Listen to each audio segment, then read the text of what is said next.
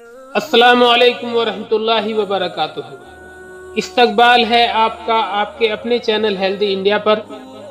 حضرت موسیٰ علیہ السلام کے قصے میں ابھی تک ہم نے جانا کہ فرعون نے حضرت موسیٰ علیہ السلام کے ڈر کی وجہ سے تمام بچوں کو قتل کرایا۔ اس کے باوجود اللہ تعالیٰ نے حضرت موسیٰ علیہ السلام کو دنیا میں بھیجا اور خود فرعون کے ہاتھوں پال کر دکھایا۔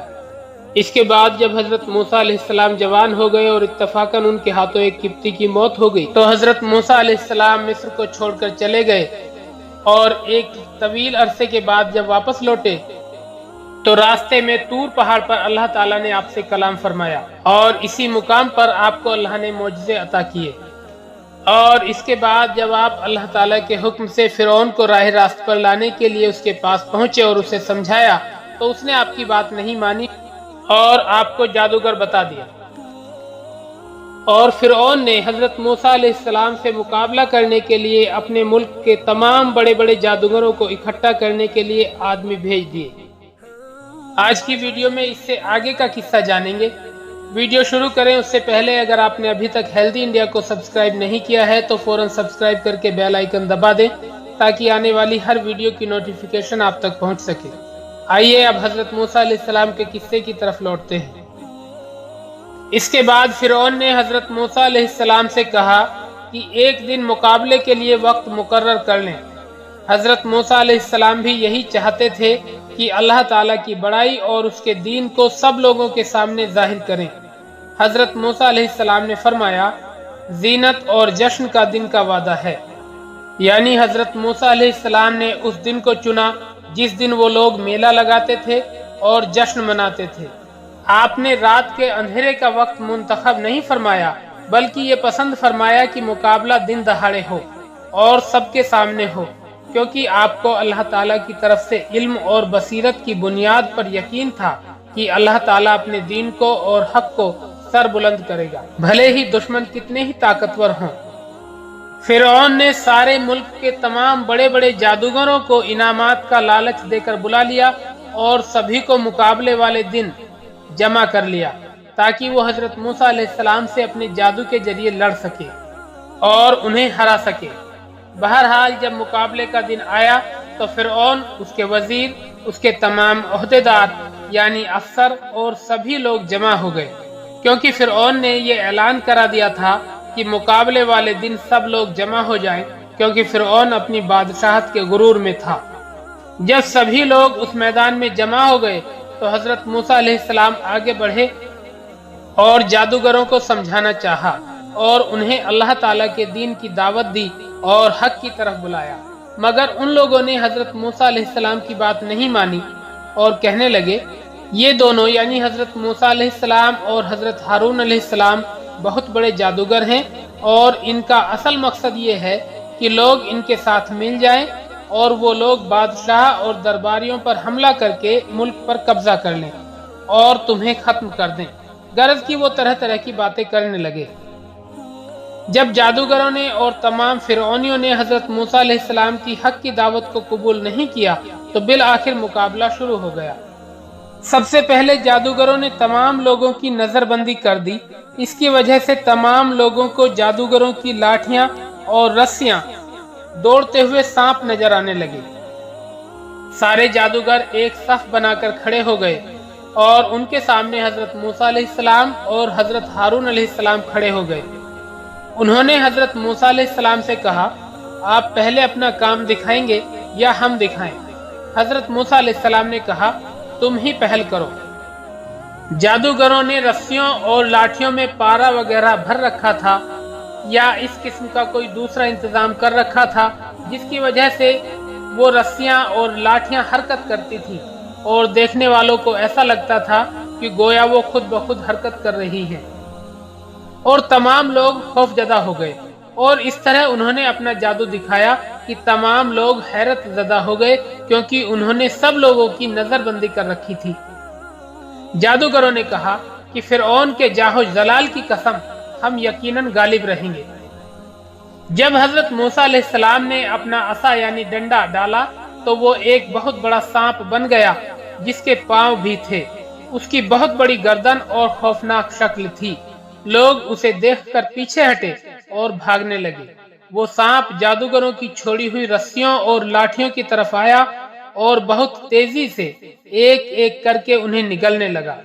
लोग देख देख कर ताज्जुब कर रहे थे। वहां मौजूद तमाम जादूगर भी ये मंजर देखकर खौफजदा हो रहे थे।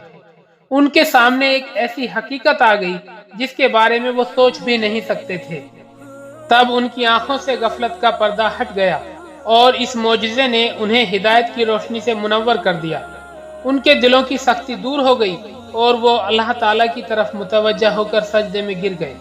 उन्होंने फिरौन की किसी सजा का खौफ ना करते हुए सबके सामने हजरत मूसा अलैहिस्सलाम और हजरत हारून अलैहिस्सलाम को सच्चा माना और अल्लाह ताला पर ईमान ले आए। जब फिरौन ने देखा कि ये जादूगर सारे के सारे मुसलमान हो गए हैं, जिसकी वजह से अवाम की नजरों में हजरत मूसा अलैहिस्सलाम और हजरत हारून अलैहिस्सलाम की कदर कीमत में और इज्जत में बेहद इजाफा हो गया है और उसकी मक्कारी सबके सामने आ गई है, जिसकी वजह से उसकी बहुत बेइज्जती हुई।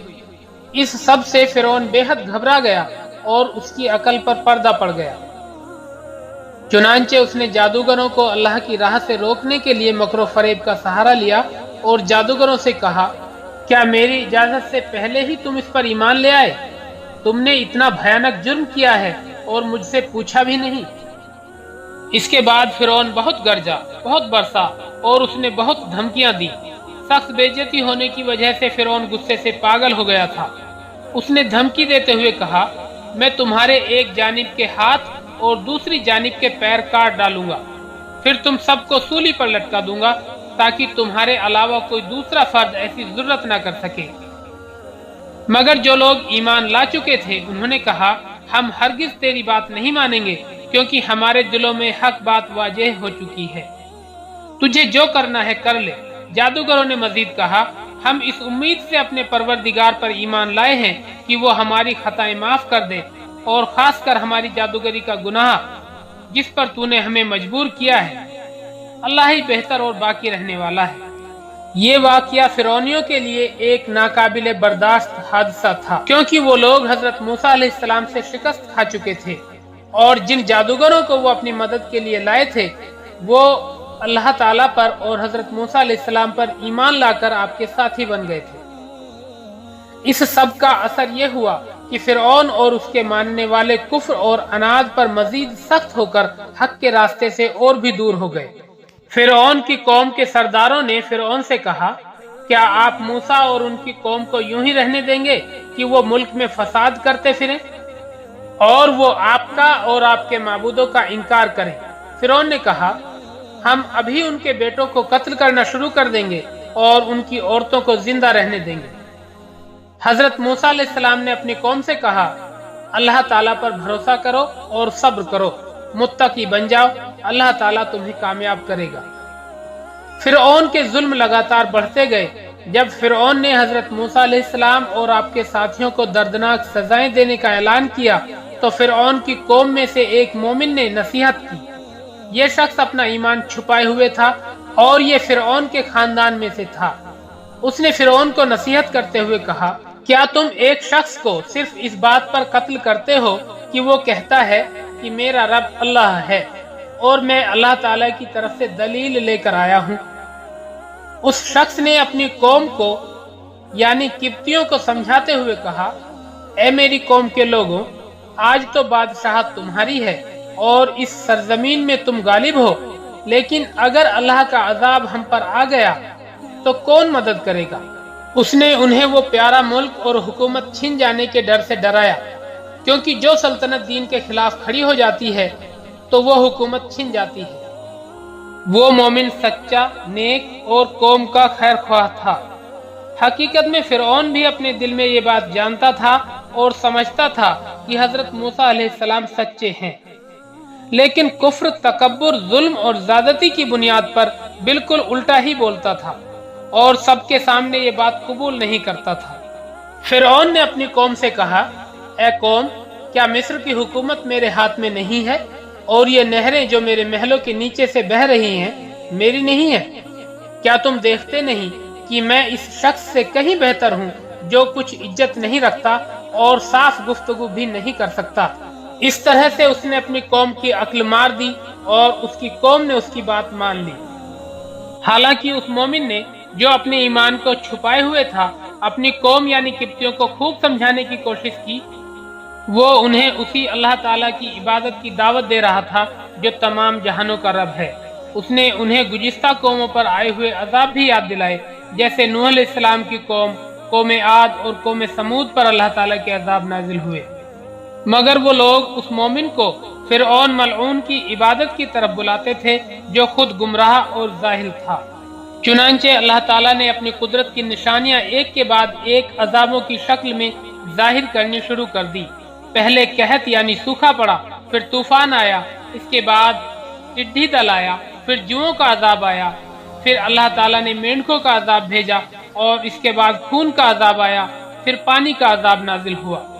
آج کی ویڈیو کو یہیں پر ختم کرتے ہیں۔ اس سے آگے کا قصہ جانیں گے اس ویڈیو کے اگلے پارٹ میں۔ اس ویڈیو کو خوب شیئر کریں اور ہیلتھ انڈیا کو سبسکرائب کریں۔ پھر ملتے ہیں اس کے اگلے پارٹ میں۔ تب تک اپنا اور اپنوں کا خیال رکھیے، خوش رہیے، مسکراتے رہیے۔ خدا حافظ۔